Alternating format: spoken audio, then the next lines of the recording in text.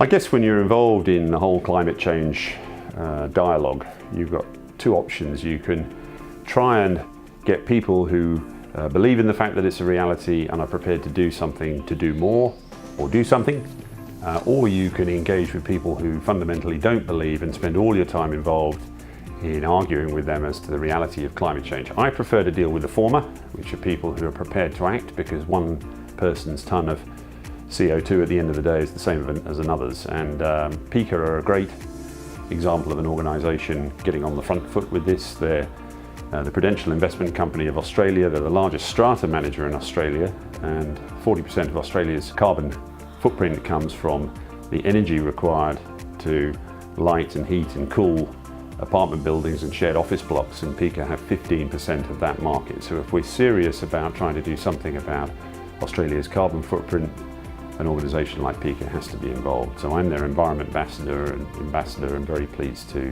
be that.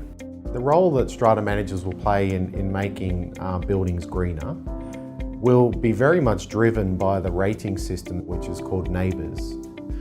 NABERS is basically an Australian government building rating system that's been applied across the commercial and the industrial sector.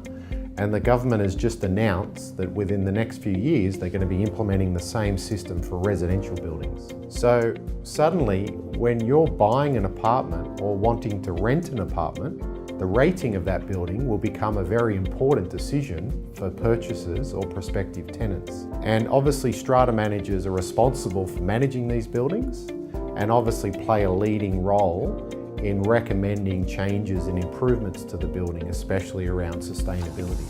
So other people are really looking up and taking notice, and to PICA's credit, they're really sharing the love. You know, they're sharing quite a lot of the initiatives they're involved with other players in strata. They don't just want to create market share for themselves and get market advantage. They want to move the whole sustainability agenda forward. So good on them for doing that.